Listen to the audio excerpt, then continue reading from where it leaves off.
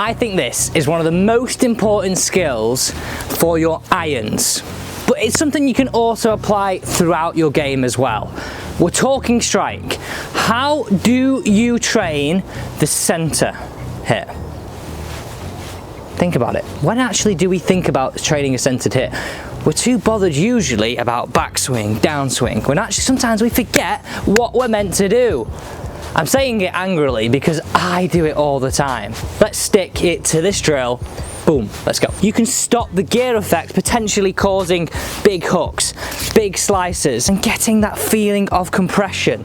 Everybody, welcome back to a brand new video, and welcome to the channel if you're brand new. We have daily tips that help you improve your golf game. Now, today's question is, so you notice, each day we have a question. Today's question is, who's gonna have the hottest driver of 2021? Will it be Cobra? No, I'm joking. Will it be Callaway? Will it be TaylorMade? Will it be Ping?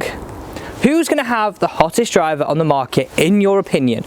Go on, I'd love to know. Smash those comments down below. Who is going to have the hottest driver in 2021? Enough of that. This is how you set up the drill. So you're going to grab your iron. All I want you to do is go 1, 2, 3, and between 3 and 4 grooves up, put a little bit of a dot on the golf club. So I'm choosing to use a pencil there just purely because it shows up best on my black irons and I can rub it off and it won't ever be seen again. Now we're looking to train a centered strike from toe to heel, but also from leading edge to bottom edge. Now our ideal scenario is we strike the golf ball roughly around this area here.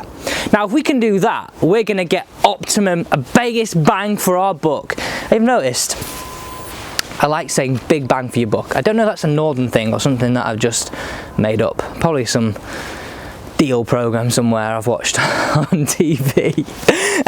Ultimately, what we're going to try and do here is just get back to basics. Can we smash the dot? Now, I think it's definitely worth saying that if you haven't got black irons like me and you've got more traditional set of irons, get a marker pen, a Sharpie, and just put it on there. Now, if it doesn't come off, bit of white spirit, bit of something like that, or an alcohol alternative, it will get it off. I had to add that little bit of a disclaimer in there because I'd be absolutely mortified if someone ruined the irons and they had a dot on their irons for the rest of the time. So if we think about it this way, we're constantly focused in our whole golf swing about how we move the golf club. I've mentioned this before with short game, I've mentioned this before in our long game. What actually does our business? Well, with an iron, roughly around 70 to 85% of what happens with the golf ball is made up of our golf club.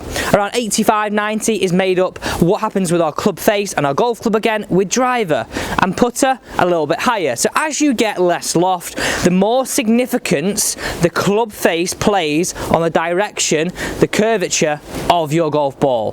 That's really important to notice. Now, you might stand there and argue that parts of your golf swing will determine what happens with the club face. Well, yeah, but there's more than one way to do it.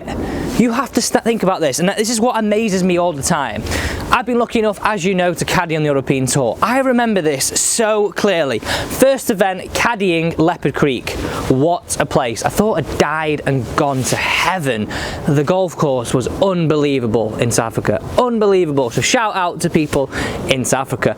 I remember this so clearly to this day. In the locker room next to Danny Willett, Sergio Garcia, Molinari, all these players. And then I remember going out on the range and thinking, and at this time I had this perception that everybody swung it perfect. Now, don't get me wrong, I've probably just chosen some of the best swingers of the golf club, but my point being, they all did it differently, but they all managed to get the golf club back to the golf ball out the centre more often than not. So what I want you to do next time you're hitting the range, or you're hitting it in your lockdown range here at home, or even if you're inside, don't hit the golf ball inside.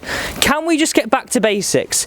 Can we feel as though all we're trying to do is match up that dot, that pencil mark, that pen mark in the centre with the golf ball, and find your way of getting there? Yes, there will be some fundamentals we want to have right, like holding the golf club correctly, standing to the golf club correctly, turning through the backswing. But what I want you to do is, when you get over the golf ball, think about this premise. can I match up the dot with the golf ball? And if you can lose yourself in that concept, I promise you this, you will start to find the centre of the golf club more often. I'm going to leave you with this analogy. If you were hammering something into the wall, my objective would be to hit the hammer, hopefully, on the nail. Hopefully I won't hit my thumb. Guilty as charged, I've done that far too often. Lose yourself in the concept of creating a centered strike. Because also, I said to you about it applying to your driver as well. Well, it does.